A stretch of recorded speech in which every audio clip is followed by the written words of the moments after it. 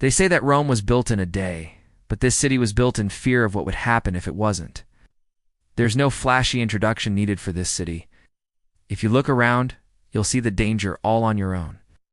What you're looking at is called the Red Zone, and it's aptly named. It's where most of the violence happens in the city.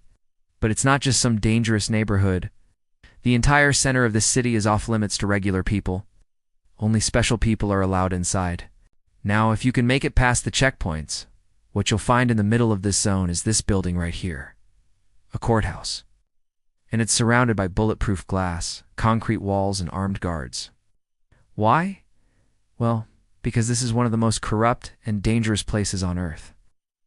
Every time a trial starts here, there's a risk of a mass casualty event.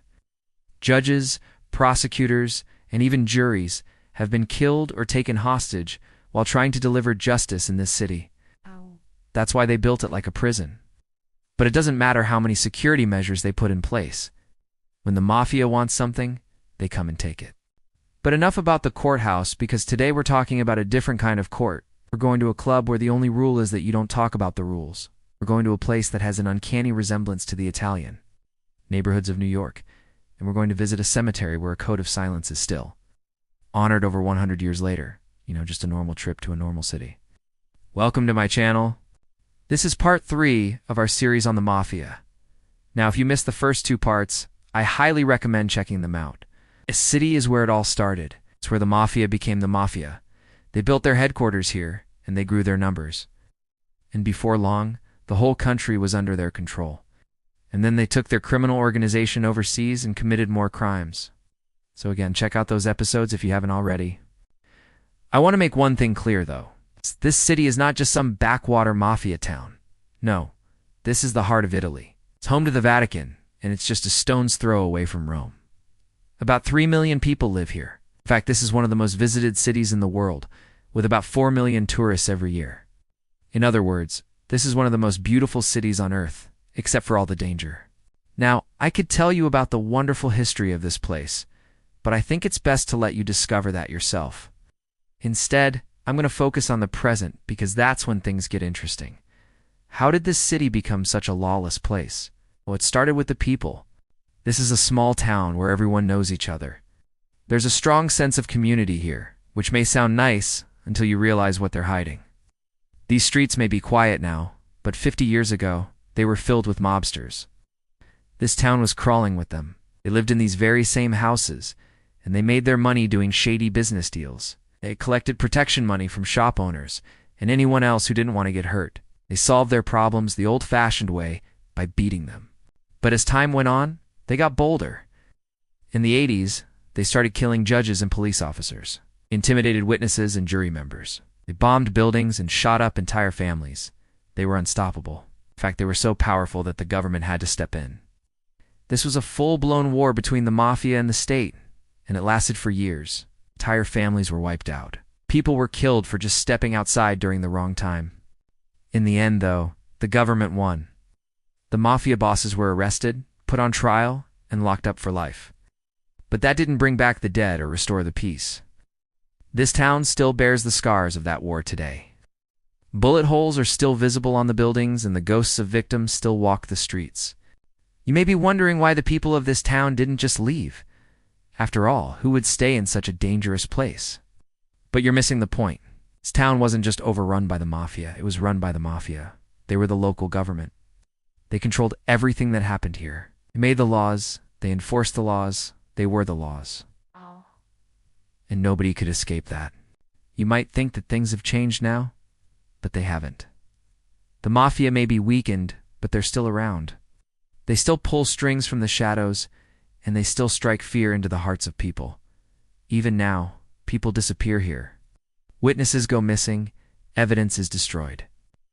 Nobody knows what happened to them, because nobody asks questions. The people of this town aren't stupid. They know who the Mafia are and what they're capable of. And they know that asking questions will only lead to trouble. They would rather live in fear than risk angering the Mafia. And trust me, this isn't just some backward town stuck in the past. This is happening in 2022. You may be thinking that someone should do something about this, but you're forgetting something. The Mafia isn't some local gang. They have connections all over the world. They're a billion-dollar criminal organization with a long history and a lot of experience. They can get away with things that other criminals can't. They have secret meeting places hidden all over the countryside. They have safe houses where they hide their money and their weapons. And they have thousands of members ready to strike at a moment's notice. But if you really want to understand this town, you need to look at one more thing. Because if you look around, you'll notice something. Most of the buildings are empty. Shops are boarded up. Doors are locked.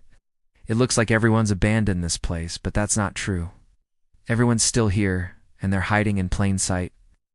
All you have to do is know where to look. You might think that an abandoned house is a great place to hide, but you're wrong. The Mafia watches over this town, and they know if you're hiding in an abandoned house, they'll find you. Instead, you need to blend in. You need to look like everyone else. You need to be a local. And that brings us to our last stop in this town. You may think that a cemetery is a strange choice, but trust me, it's the perfect place to hide. It's somewhere that everyone goes. Somewhere that you have to go. Somewhere that even the Mafia have to go. In fact, it's where a lot of them are buried. Now, I know this may sound crazy, but hear me out. The Mafia controlled this town, and they still control it to some extent. And what do you do when you're in a place controlled by the Mafia? You do what everyone else does. You pay protection money, you keep your head down, and you do as you're told. You also make sure to never speak ill of the dead. This cemetery is filled with the bodies of Mafia bosses. They lie beneath these gravestones, and they're protected by an entire family of gravediggers. They won't let anyone disturb the bodies. They won't let anyone steal the coffins. And they won't let anyone speak ill of the dead. Because when it comes to the Mafia, the dead are never truly gone. They still hold power. They still command respect. And they still strike fear into the hearts of men. But let's be honest. You didn't really think the Mafia could be defeated, did you? I mean, let's face it. They're the Mafia. They always win. That's it for this episode, folks. I hope you enjoyed this special look at one of the most dangerous cities in the world. If you did, please like the video and subscribe for more content. Till next time, remember, the Mafia always wins.